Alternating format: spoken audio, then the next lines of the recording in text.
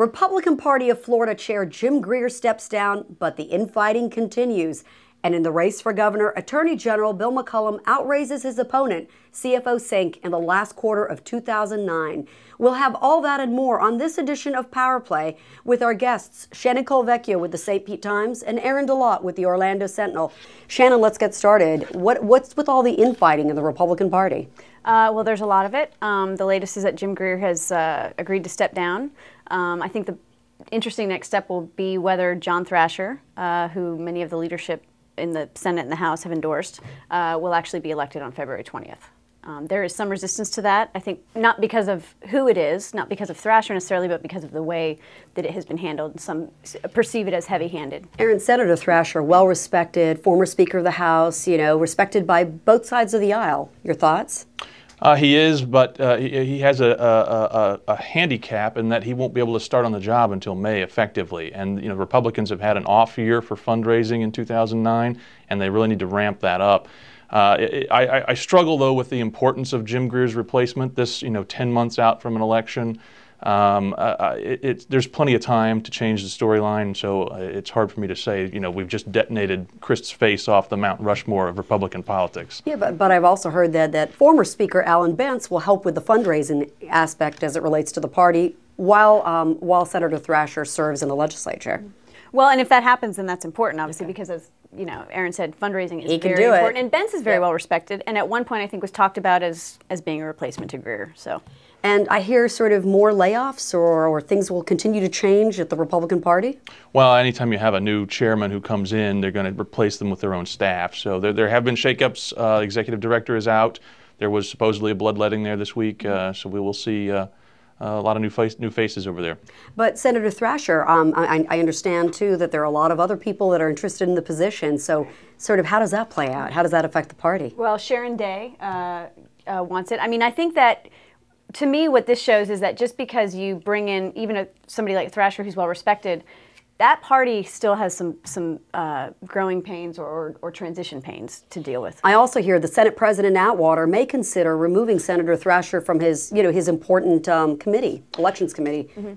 Well, he's asked his general counsel to look into what the legal ramifications are of having a sitting senator as both the chairman of the Ethics and Elections Committee and the chairman of the Republican Party of Florida. I want to go back though to overstating the importance of sort of what's going on in the Republican Party of Florida right now, and the problem is you really can't because the Republicans don't win statewide elections by sheer numeric superiority. They have fewer voters. They win by organization, and what you're seeing here is a grassroots insurrection that will hurt the party in November.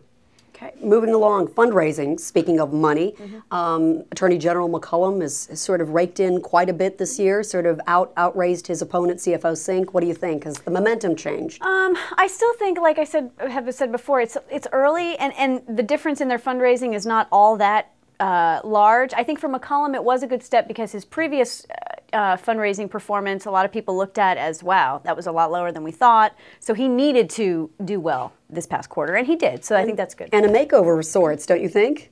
Well, it would have been a story if he had not raised enough money. If he'd shown a similar weakness as the previous quarter. He's obviously getting freshened up a little bit for the television heading into the election year. He also scored a twofer this week, in my opinion, with the trial attorney caps that he proposed. Indeed. He took a shot at the trial lawyer base and also more directly at Sink, who has been trying to harp on SBA oversight, and he shot back. And substantive, a lot of policy too. I mean, how do they compare as candidates? I know you've been both, covering the issues up at the Capitol. Yeah, Sink has been faulted for, not really saying where she stands on some things. And I think that the other thing that you're seeing McCollum do too is to branch out into more than just cybercrime. He's trying to attack policies like finances and SBA and all these other things. So, and I think it's important for both of them to do that. Well, Shannon and Aaron, what do you think? What else should we watch out for at the Capitol? Very briefly. I think it'll be interesting to see whether the education reforms or which of them, if any, actually come to fruition in the legislature. Aaron? Tax cuts. They are so important. With that, let's move on to our favorite part of the show, the Power Play of the Week. Shannon, your Power Play?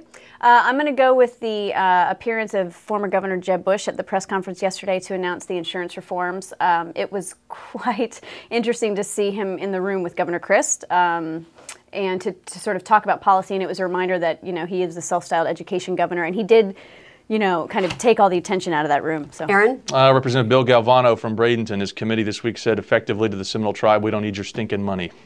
Yeah. With that, thank you. Thank you both for joining us. Thank you, our viewers. And for the latest on all your political news, please visit safetyreview.com. Thank you.